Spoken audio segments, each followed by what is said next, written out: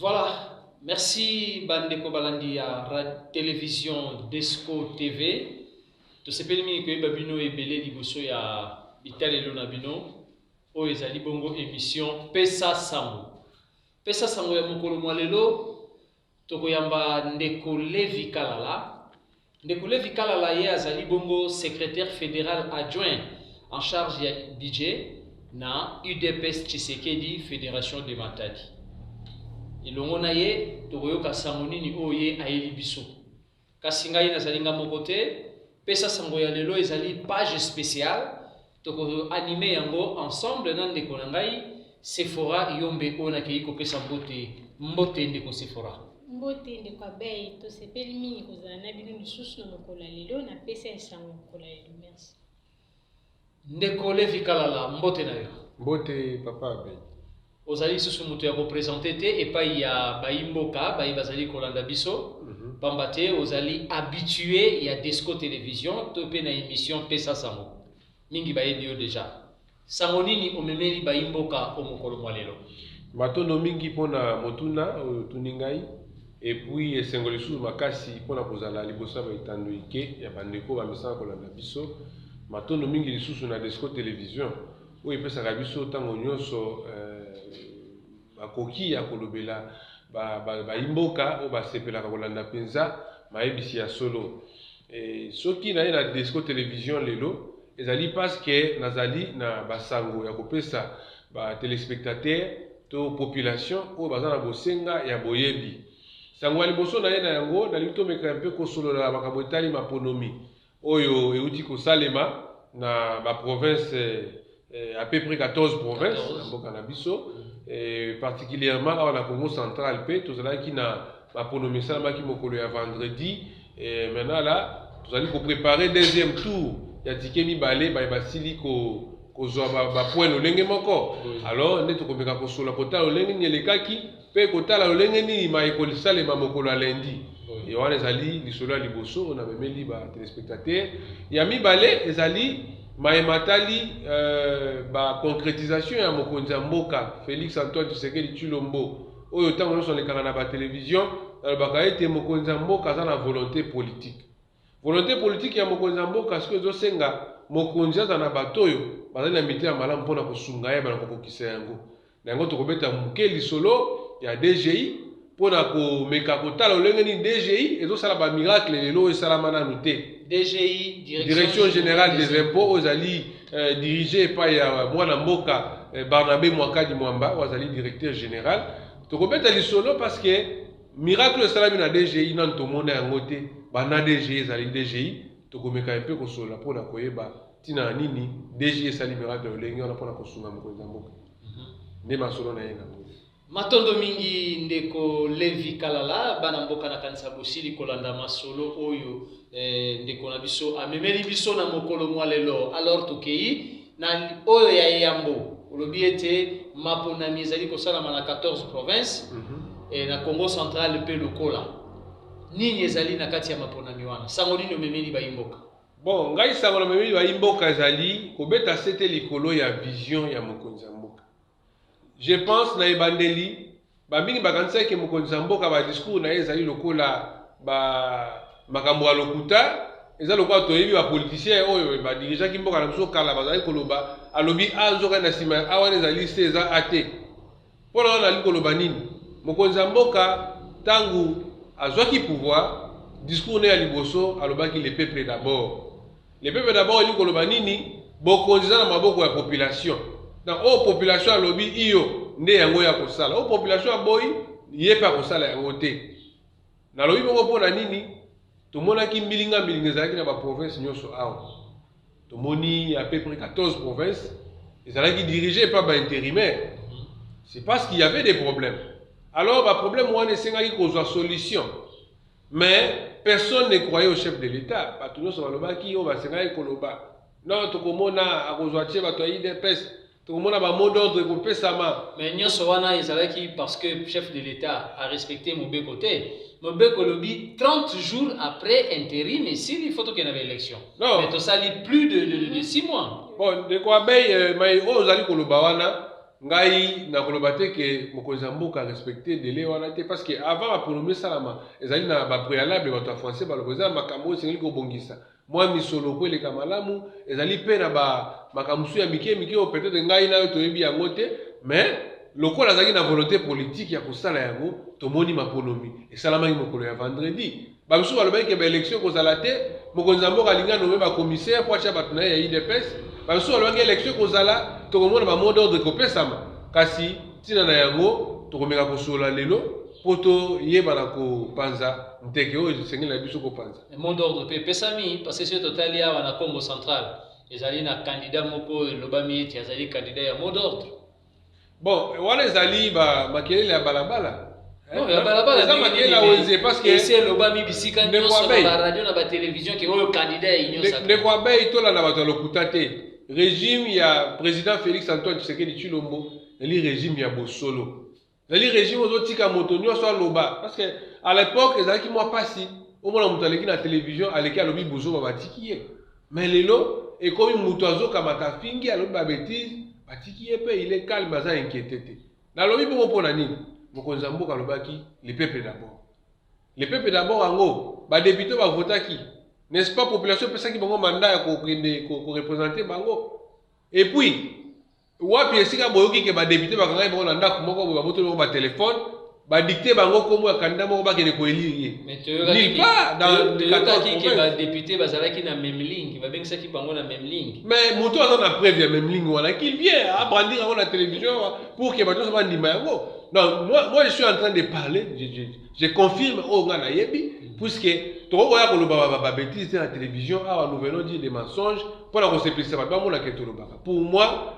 je félicite le chef de l'État parce qu'apesaki promesse à réaliser yango baélection esalami librement démocratiquement puisque badepute bavote bango moko na batelefone na bango babombaki na bango na bandako te mpo bakende kovote moto chef de l'État atindaki preuve ane na kati ya baélection parmi les candidats parce que bazalaki à peu près 22 candidats na kati ya ba 22 candidats wana n'est-ce pas oyebi ke eza na bato ndambu oyo bazali proche ya chef de l'État tozwi lokola Mbutadio Mindongala n'est-ce pas il a quand même lutté avec les faits Etienne Tshisekedi depuis longtemps mais esika moko te toyokaki ke chef de l'État azwi atindi ndingisato apesi mot d'ordre d'ailleurs avant les élections ici toyokaki yango il y a parmi les candidats bamisusu bazwaki audace il y a kosala déclaration pour le candidat IDPS.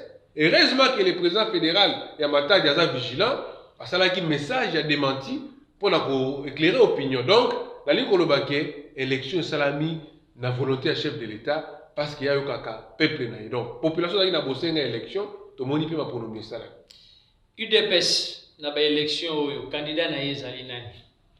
Bon, na ba élection oyo franchement parlant, na kolobelo koyo parti na nga elobite parce que mutu pour la candidat ya IDPS il faut avoir un mandat donc ata IDPS te ba parti mususu avant yo engager parti soit to représenter parti na kati ya maponomi il faut avoir un mandat pour te pas secrétaire général donc la personne qui gère les partis au quotidien c'est le secrétaire général Augustin Kabouya Mwanabute AK70 il n'a géré parti alors on a évité moto azwaki mandat ya parti aleka na télévision lokola azolo baboye abimisa mandat wana ke non ngai secrétaire général apesenga mandat na représenter IDPS donc pour vous dire clairement IDPS apesaki moto moko mandat ya kozala candidat na ete ndeko Sephora malobombo kayo merci beaucoup ngai nangaki na tuna boye tolingi toyeba déjà des candidats sur oyo toyebi ke balekaki na première élection oyo tosala sikona kotala na selon yo soki neti mwana mwasi aleki lokola gouverneur na province oyo ndenge makambo ezokende na province est-ce que akokoka koasime baresponsabilité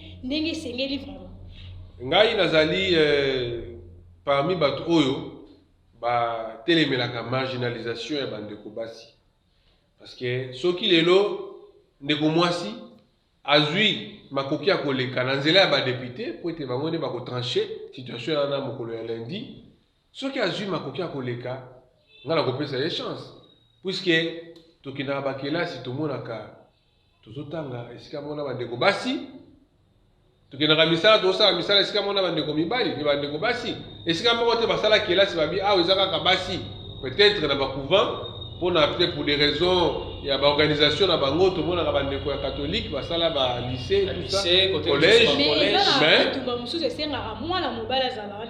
ils appellent bitumba mususu na ndako papa koki yango te mama silisi yango ce n'est pas pour rien même la Bible balobaka ke moi si amaele nda tungaka ndako na ye donc ceux qui azui bokonzi wana nzela ya ba député en tout cas je vais l'encourager bali koloba te ke mobali nda sisa est-ce que bitumba o etali mboka mobali akozwa bimisi bakofi ayi obuna na makofi non c'est la tête qui fonctionne ezaka bandeko basi mosusu soko otie pembeni na mibali même na bakelasi ozomona ke ndeko wana azobriller makasi et puis azoepate bandeko mibali donc pour moi soki ndeko mwasi azwi makoki ya koleka gouverneur ya Congo central ngala kopesa ye chance à condition badéputé bavote ye pour ke makambo nyonso elekana ndenge akimia masolo ezali kobetama ndeko Levi ke kaniaka penza etamboli bandelaki na Memling na Kinshasa eyeti na kati ya awa na Matadi kaniaka ezali kotambola yango ezosala ke badéputé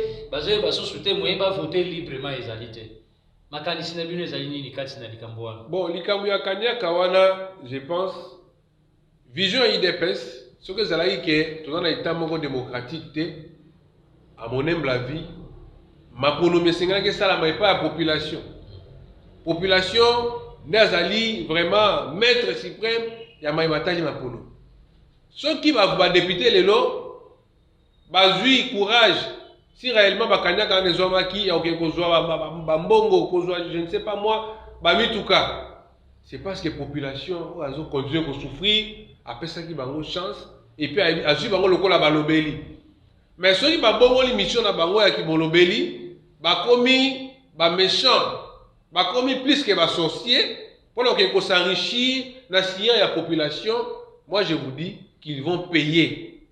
Nous avons appris par des radios trottoirs, mais si réellement bazoki kanya kana mokonzi ba kosanza yango. Tata mokonzi mboka lingi makambo corruption te. Non, parce que moi comment ça peut être normal population eponio pour défendre bango justement yo kei ko bongo la makambo. D'ailleurs, les chefs de l'État ont prôné toujours sur l'état des droits. Pourquoi ne pas voter muto votali projet de société les amalamu, votali profil naie, les amalamu et puis tant que dans Moussala, soit sali bêtise, vous allez les contraindre. Mais aujourd'hui, vous avez récupéré son argent. Est-ce que vous croyez que ceux qui ont un mouton ou a pesté pour voter, demain après, demain, soit sali Moussala Mabé, vous encouragez à voter les médailles. Beaucoup ont la marionnette naïe, beaucoup ont la sapate néo à l'attaque. Pourquoi? Vous en avez un compte à rendre. Donc c'est pourquoi moi j'ai dit, s'il y a un député qui avait tiré quelque chose de la part de ma candidat, rassurez-vous que beaucoup sans zéro, parce que la population doit souffrir. Nous souffrons parce que nous sommes tous victimes, il y a souffrance, il y a irrégularité dans la province. Alors cette fois-ci, les chefs de l'État ont une volonté politique, ils s'est dit on doit laisser la population gérer cette situation afin que chaque province ait un gouverneur. Deuxième tour, Ezali Koya, dans quelques heures, les députés, les 41 députés vont siéger dans l'Assemblée provinciale, vont voter gouverneur Yassika. Profil Nini, Oyo, UDPS, parce que vous avez cadre UDPS, vous allez causer là, na gouverneur ou à gérer Congo central na Mikolo Zali Koya. Merci. Yali boso pour l'angai, muto azali penza na makoki, ou à sengeli koleka gouverneur. Premièrement, il faut azala muto moko azali koyeba province ya Congo central. Puisque yoko kolobake na lina azala gouverneur ya Kinshasa. Pendant que Kinshasa est bien voté, tous les 4 corps Kinshasa ont évité. Si vous avez le gouverneur à Congo central, il y a pas Congo central, Mobimba, il y a des Kassangou, la Rwanda, il y a des territoires Nyoso. Et il y a mis balé, et c'est qu'il passe à la moutomo stable.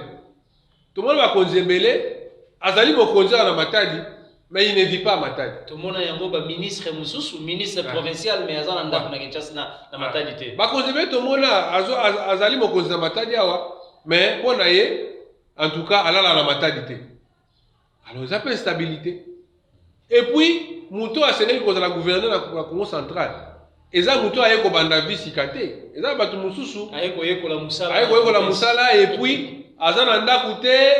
Azan même na Moutou kate. Pour naye, abike naye, non na banana kobonga. Là, si na banana na poto. par après natala makambo ya population osuku etikali pardon un mois 2 mois mandesi la nde alinga banda kosala mosala pour préparer sur réélection na ye nde esika nkoko so ekomaka yango wana donc toli na ngai ezali moto akoleka esengeli ayeba province moto akoleka esengeli azala vraiment na nani na boyebi ya province ya liboso et puis na moto moko azali stable nde kosunga province ekele liboso mpe population kosepela na ye nalingaki lisusu nayeba message clé nini okokaki kopesa na population ezolanda yo na bamampona oyo tozozela oyo eza lokwa finale. Bon, ngai message na kopesa population ezali maponomeko esalamaki premier tour deuxième tour ekosalama lundi donc tozala kaka koveille toveille totala lolenge ni makambo koleka soki koleka na ndenge ya malamu par la voie démocratique nde tomonaki mokolo ya vendredi parce que selon moi namonaki esika yango te batie député pression vote motu tel hormis radio trottoir corruption tozoyoka tout ça. Mais nulle part, tout le monde qui chef de l'État, parce que moi je suis de l'IDPS, et si quelqu'un m'a dit, voilà, il y a tel candidat, tout le chef de l'État t'indié. Non, non, nulle part. Alors, pour l'angaï, la population, moto à collègue, soit collègue à la démocratie. En tout cas, c'est un ton d'Imaï, à Salam Salam. Et bon, le candidat, le candidat est union sacrée. Parce que total, il y a la province union sur l'équipe. La place mingi ba candidat union sacrée bangonde ba bimi ba gouverneur. Awa pe tozana na candidat moko ba lobi ke yewana na candidat union sacrée. Etant vous allez koloba ke UDPS va tikali ko benga bino te ba ebisa bino ke tala mutu au chef de l'état za ko soutenir ye. Mais UDPS le mot na union sacrée. Bon, to me quand même ko comprendre le langage ngala zoloba wa. D'abord union sacrée za parti politique. Les alliés lisango esangisi na UDPS pesa na kati. Poza na Desco télévision. Ndeko beta na na Desco télévision, na zolo ba au nom ya UDPS. Ndeko. Na zolo ba au nom ya union sacrée parce que ngai je n'ai jamais assisté à la réunion union sacrée. Donc je ne maîtrise rien na kati ya makabo mususu etali union sacrée tout ça. Alors, je ne peux pas me permettre de kolobe loko na zo maîtriser. Donc nous avons une bouche autorisée à fédération, c'est le président fédéral. Nulle part, moi personnellement étant secrétaire fédéral, j'ai été contacté pendant la réunion, c'est pourquoi je me réserve, il y a n'importe quoi. Très bien. Merci beaucoup. Très bien, Deko Papi et Deko Levi Kalala. Deko Balandi, vous allez kolanda bongo émission Pesa Sango. Pesa Sango, ils allient émission na bino bokolanda kana Desco télévision. Pona kotali sabino maye mazali koleka na mboka na biso sur le plan politique, social, nyonso. Toponi elokote. Awa to yambi Deko Levi Kalala. Et longo na ye tozali ko maniola maye mazali koleka na mboka. Kasi sango musu solobaki ya mibale olobi ete DGI basali exploit. Mais quand nous expliquer un peu penza na moi molaito eba exploit yango ezali ndenge nini. Merci beaucoup Ndeko Abey. Na bandaki liboso koloba makambo etali volonté politique ya mokonzi ya mboka. Soto meki kotanga ba réalisation mokonzi ya mboka ezali mwa mingi ekozwa biso temps awa émission ekosila na kosila kasi makambo ekosila te.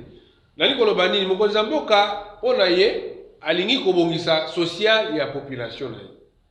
Population na po social ezala stable esengeli azala na makoki na pouvoir d'achat. Pouvoir d'achat eyaka na nzela ya budget ya mboka.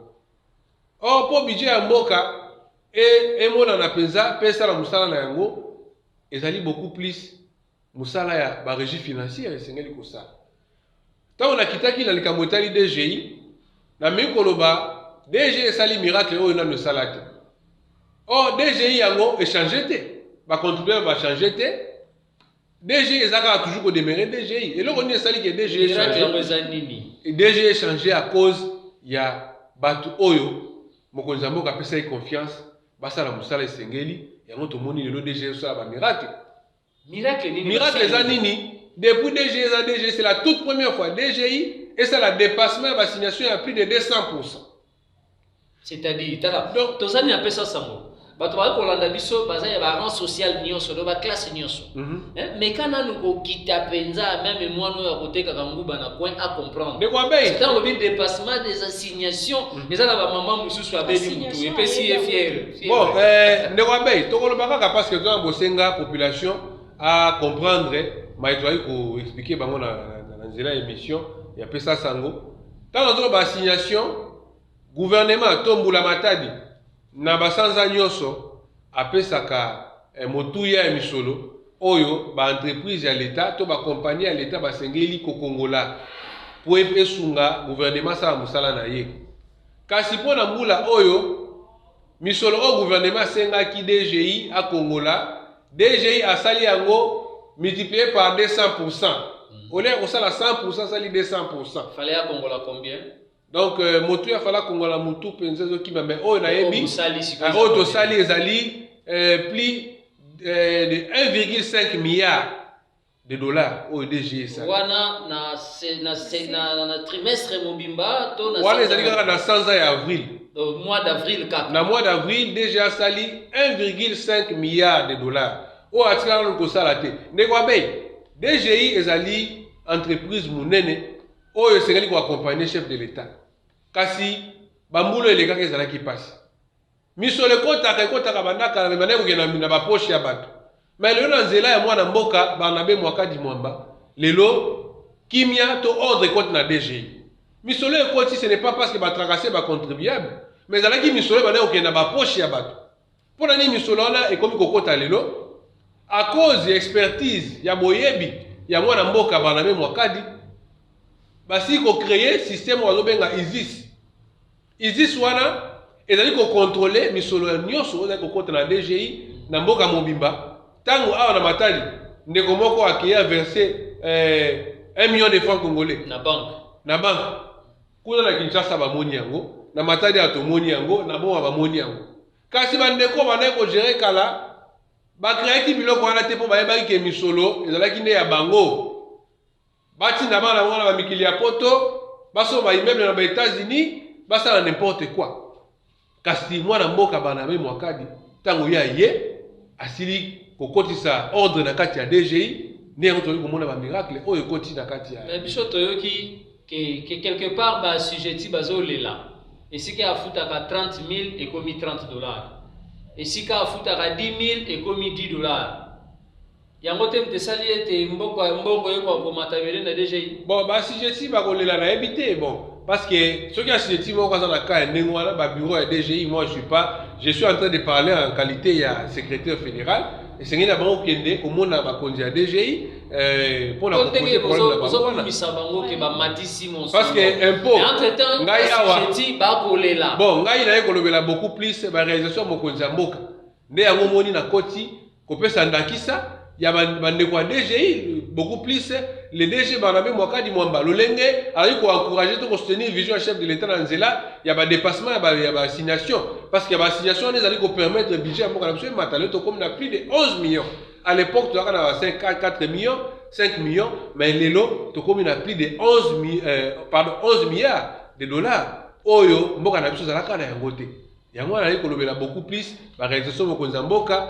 kasi oza na ndeko moko azali peut-être na bakoko so wana matali ba majoration ya ba impôt na ye wana en tout cas sengeli komona bakonzi ya DGI pona ko poser problème na ye et puis tozongi sous la carte ya ba province parce que DG ali ko pesa vision tanga pesi vision et sengeli siko ba collaborateur na ye bazo yango pe et ko ape ya bango loko na province ya Congo central aw to ana mokonzi moko azali ko diriger DGI batindaki ye banda batindi c'est le directeur ya province ya DGI monsieur Eric Bolund c'est un monsieur effacé azana te pour la koluka populisme le to mona ba directeur musuta waye ala sa badinga lataka ala sa badinga za mituka mais c'est vraiment un monsieur effacé un monsieur humble mais lelo Congo central peut sali miracle na yango donc c'est YP a contribué mingi pour être 1 milliard oyo ko kokota na oui Congo central peut et dépasser ba assignation ba pesaki na route na direction générale donc ni koloba été pour mboka na biso ebonga ezosenga volonté politique ezala na ngambo ya bakonzi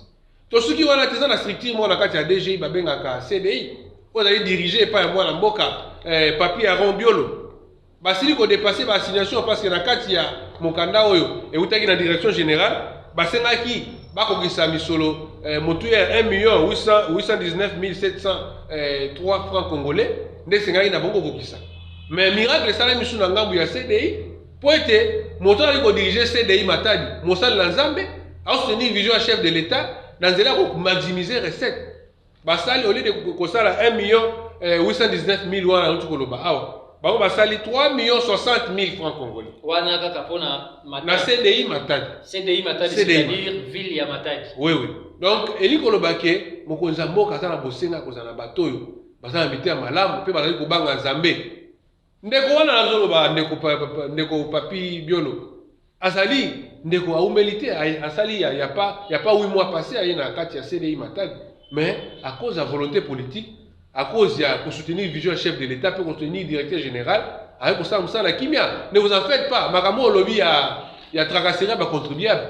Depuis azana CDI wana, d'ailleurs a conscientiser ba agent nyoso, ali ko ka tracasserie et pas ba contribuable été. Bosa musala nenga bosolo, peut ba contribuable na ba condition sengeli pe bongi pour être ba futa mission na bona nenga kimia, yango mo ba contribuable ba komi ko na bopete nyoso bango moko pour la futa mission la leta. Est-ce que le lengi mbongo ali zokota nyoso na kata kesi? Ezala lengi moko teke bazo kima IGF kanga bango yango ba komo tambo na droiture to ndengeni. Bon, koloba IGF kanga bango ndeko oyoki lisolote ya malgré présence ya IGF ba compagnie to ba entreprise ebele ba continuer ko sala ba nzoba. Ezali IGF te mais ezali volonté ya ko sala musala malamu. Parce que ba miyibi basilité présence ya IGF c'est bien et diminuer muyibi mais basilisi bango te. Alors na kati ya vision mokonzi mboka il faut miyibi ana nyoso basila. Soki basili ne mokonzi mboka akoloba na longi bituma na ngai. Bituma wana esengeli ngai na yo tolonga yango surtout bandeko bapandisa yango. Esika bomoni que ça ne va pas bolo babosolo. Ezate ke ndeko wana parce que kopesa bapandisa yango $1000 bobo mabe na ye bosotone nyonso bobombi po ete aume na kati ya poste wana. Donc tozali wana biso nyonso kosoutenir mokonzi mboka kasi DGI ezali bisika mosusu mpe basalaki bafufu. Mais azolobela mingi réalisation au DGA Sali à cause de soutien il y a vision mokonzi mboka. Donc c'est un peu ça. On a ba peur que nous soit les kaki ba mécanisme ani zala ki te pour ba réaliser recette au basali le tomut o ayesi kande ayela ba mécanisme ko leka ba o bazala ki kasi on a koloba ke ezali likambo ya volonté pe expérience.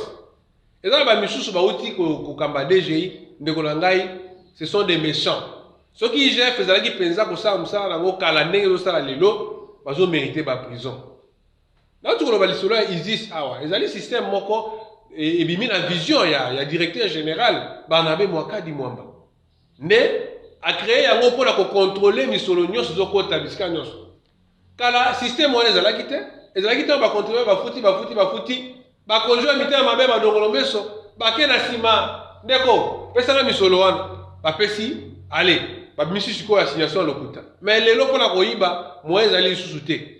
Donc eli koloba ke soki lelo misolo zokota na nzela ya normal na nzela ya solo c'est parce que bakonzi oyo chef de l'État pesi confiance ba osala musala na bango lelo ngi pe système ISIS ne ozali kolobela yango wana ezali plus na bao ba yeko kele kofuta mbongo na banque mais za na ba assujetti mususu ba agent ya DGI ba kendaka pe ko zwa mbongo na maboko aye na maison na ye pesa mbongo ya mpaku wafuti pe sur place.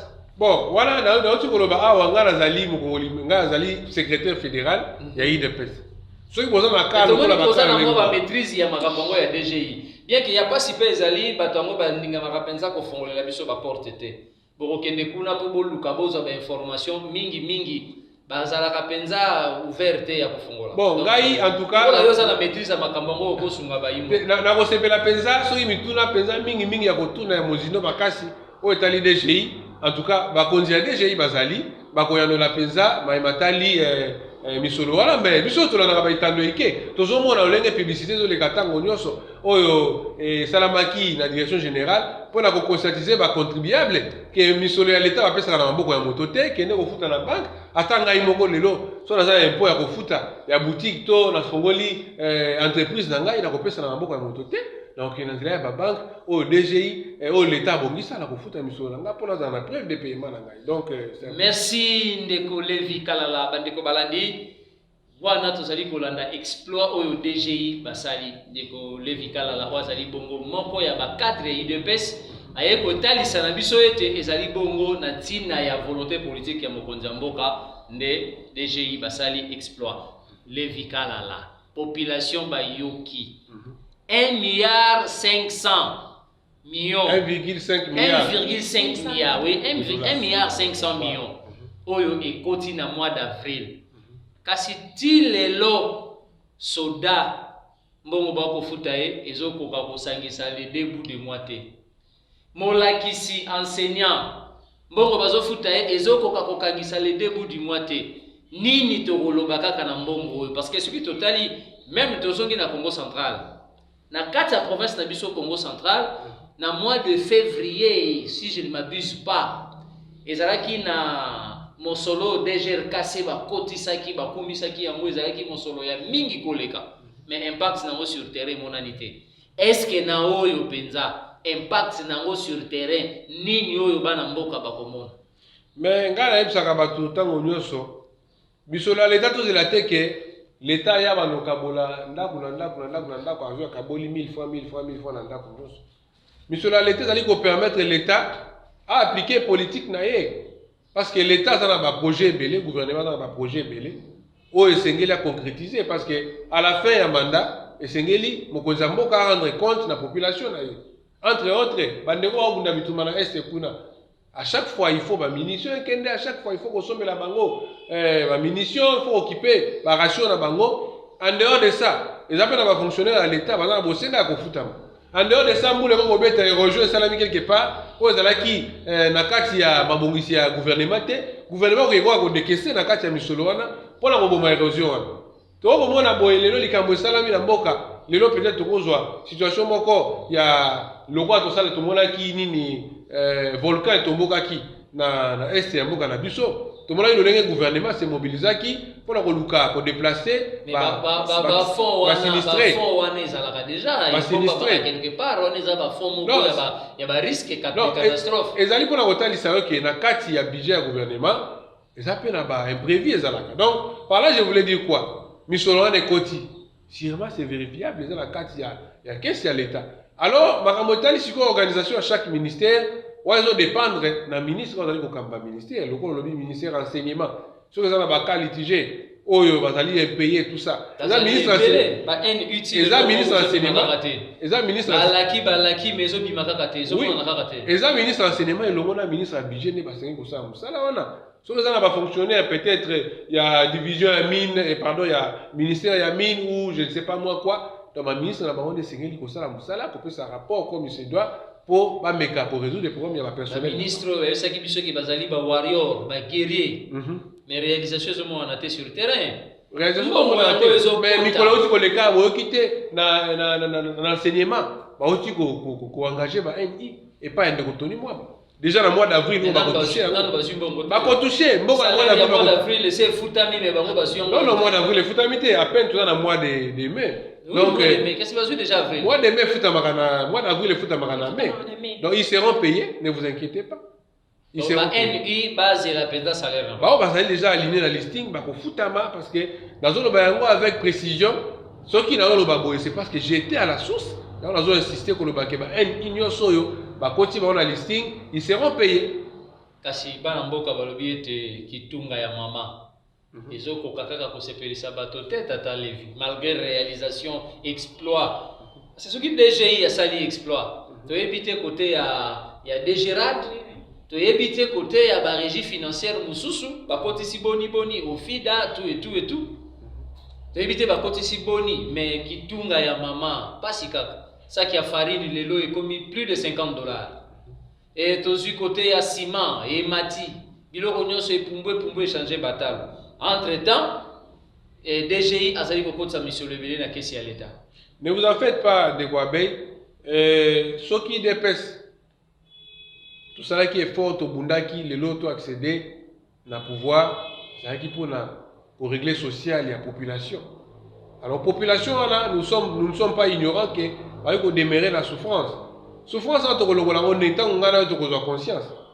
mokonzi mboka zo apesi go siko go wana esengeli ngai ministre na adopter yango ngai directeur na adopter yango ngai agent de l'état na adopter yango ngai moteki na wenze na adopter yango et puis il y a aussi le ministère de l'économie faut ça musana bango comme il se doit il dépêche pour la koloba bosolo to se voilà ka ba fasté ministère de l'économie et un ministère moko maîtresse oyo et ko stabiliser situation sociale ya mboka na biso boyebi tout ce qui s'est passé na kati ya ministère wana leo na wenze aurait remarqué kopo ya nguba bazoteka yango 100 francs kuno kusa no kutia 200 francs ti okuma soki na mikondo oyo kuta yango 1000 francs congolais siko ni koloba ni mokonza mboka longo esika azali na bureau na ye akiti ti na niveau a wenze yango to benga impunité suivi ezalité contrôle ezalité nde sika yana lingi koloba ke to fongola misu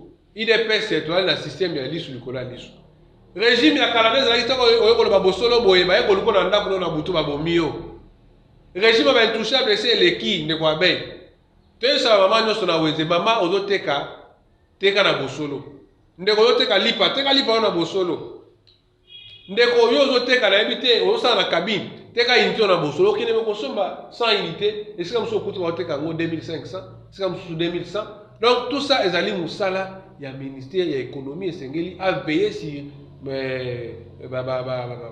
prix oyo ezali kotekama na terrain mpona kosunga mokonzi ya mboka donc je sais que ezali baaleya oyo esengeli mpenza kobongisa.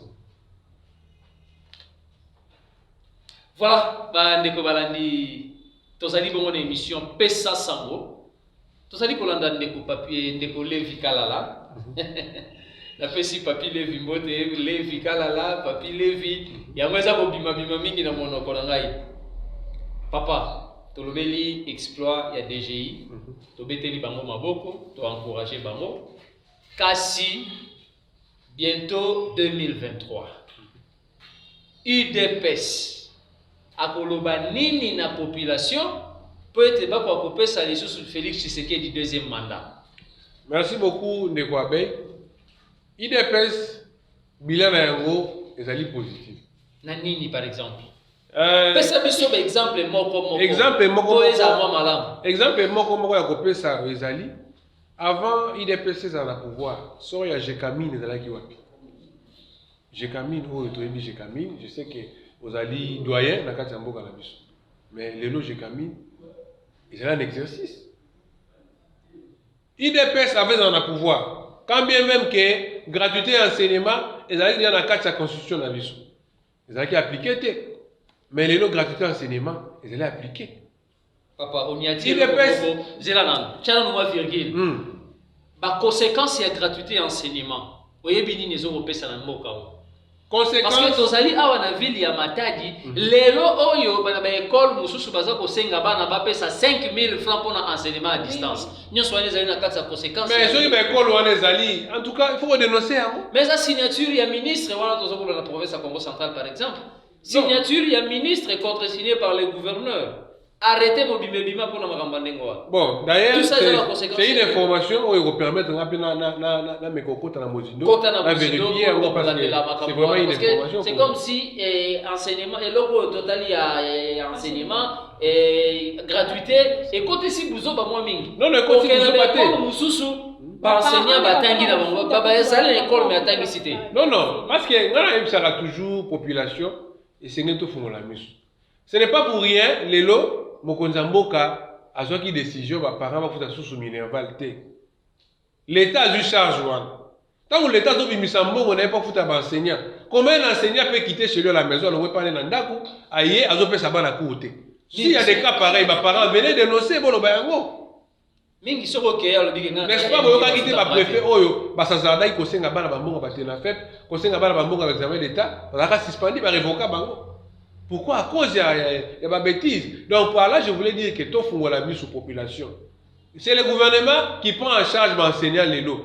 Et ça, il y a parents. Tant on dit école et sengi bon, nous pouvons vérifier bon ou on a ce gouvernement peut autorisation. Si on dit le gouvernement peut autorisation, il y a qu'à dénoncer bango. Mais si on dénonce moi en temps matin. Si on dénonce moi en temps venez, vous serez protégés. C'est parce que ma parents bazo banga. Et ça bon à biso. Car les gens qui ont toujours expatrié, expatriation qui na kobenga mutu songolo to mpakala. Yo ça la pas expatrié foutu to réclamer, a biso lingi na benga mutu songolo. Wane sila teti les ali. Mais les ali sous-souté. Moi je vous mais parce que ce que ali, pourquoi nos frères ne veulent pas dénoncer? Toi la bande comme sous wa lelo na rédaction ko de film ko la lobby. Ndeko na benga ya ndeko ozapi. Ngana za benga na ko air supplémentaire. Ndeko na sala ka pas libanais. Nakamwe babenga pesa ba air supplémentaire banda janvier tilelo.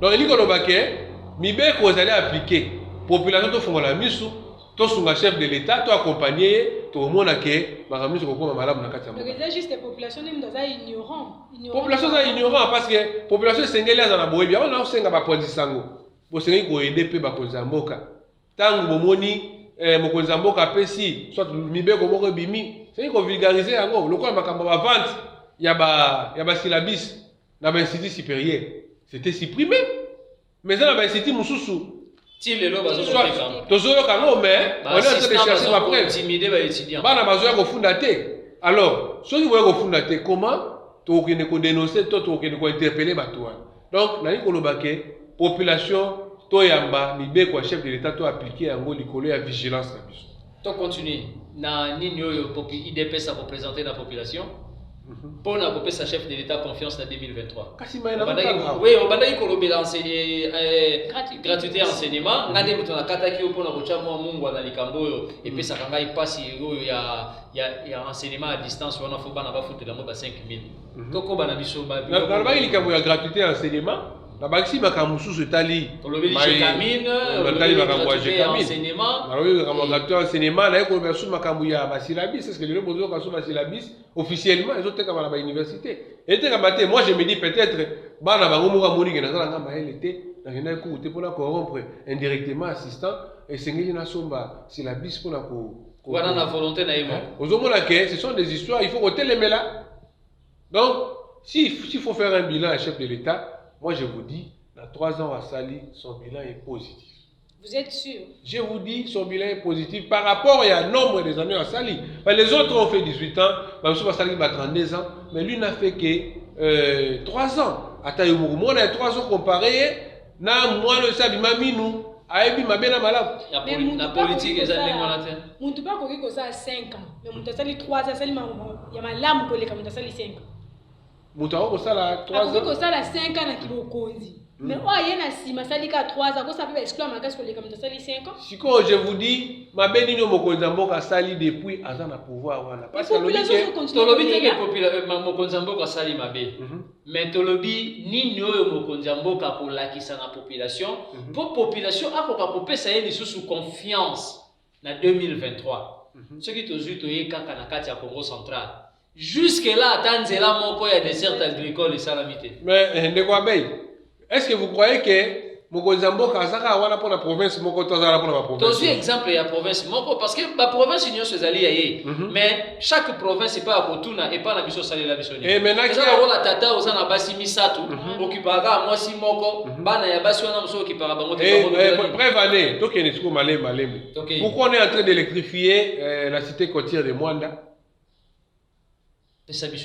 On est en train d'électrifier parce qu'il y a des travaux qui doivent commencer là-bas. Il y a construction à port en eau profonde. Construction à port en eau profonde. Et puis, il y a l'argent. Le gouvernement a déboursé pour l'électrification. N'est-ce pas, ils ont volonté politique. Est-ce que moi, les Alibans de la province à Congo central, ils ont la carte de la province à Congo central, non. C'est parce que Mokonzamboka a la volonté politique. Il y a une cité la réalisation de Mokonzamboka. Il y a un monde de population pour ça. Kassine yango to tanga. Ayo kata 10. Ayo kata 10. Mais c'est belé makasi. C'est belé. To tanga la biso ata mitano. Natanga ata mitano. En dehors la oso tangi. En dehors na tanga ki. Na bakisa mususu. Bakisa mususu. Bon, ndeko na ngai hôpital, oyebi hôpital ya mama yebo.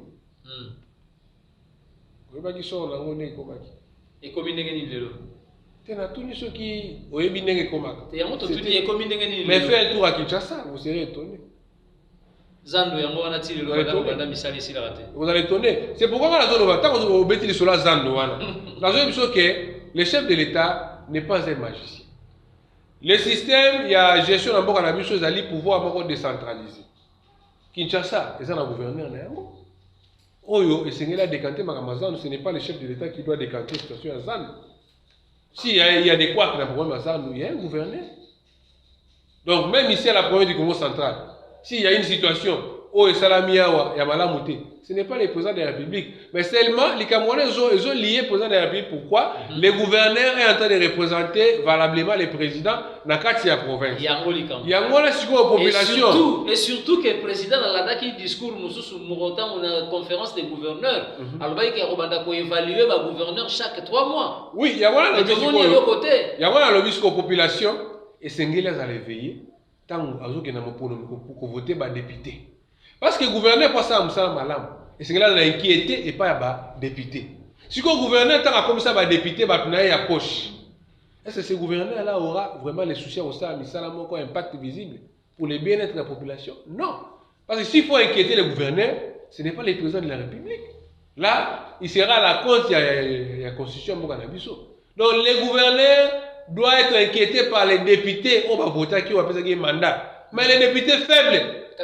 Faible, c'est un Kanyaka. Il y a état de droit pessi bobomi. Il y a un si ça ne dépendait que de l'IDPS, ma ponomie sengeli les ongs à beaucoup de la population. C'est l'IDPS qui est au pouvoir. Alors qui peut ça la rendre, ça la député beaucoup de Sénégambo, dès que ça la proposition de loi, il y a une nouvelle loi électorale. Bah député va côté ça où? Eh oui, il y a une population. Mais bon, peut-être faute il y a temps, il y aura un moment pour développer ma ramzou. Pour moi, je suis en train d'attirer l'attention de la population. En 2023, tout voter utile. Ce n'est pas parce que Ndekwana est là qui est l'osso, Ndekwana est là qui est savon, il a qui est foufou, autant qu'on n'a pas changé dans côté, aujourd'hui il Ndekwana a chance. Tant qu'il y a une assemblée provinciale, toi qui est l'assemblée nationale, maintenant il va travailler pour son compte. Il prend l'osso après ça qui est, il prend savon après ça qui est, parce que bon, on a vu ça qui est pour gagner. Alors, tant que tu voter, tu vote utile. Pourquoi la zone de Bandengwa? Politique et chef de l'État, il va dans la maboka ba député. Ce qui Mokonzamboka abimisi, likanisimo ka malamu, et c'est qu'il y a une assemblée nationale. Ba accompagner. Alors, si on a député, on a mis un malamu pesate, nous sommes en mis un malamu. Est-ce que vous croyez que le chef de l'État a travaillé pour le occupé Bongi? Donc, pouvoir, on aura un pouvoir semi-présidentiel. Si on est bien, jusque-là, Nano, le mandataire public, nous sommes. Si on est bien territorial, tout ça, ils allaient fouiller. Ils allaient fouiller à cause de l'ignorance de la population. C'est une population. Il y a besoin d'interpeller la population. Va voter utile. Merci beaucoup. Ndeko Levi Kalala, tokomi na suka. Ndenge lobi na ngoyo ngonga ezali se ngonga, tozali na télévision.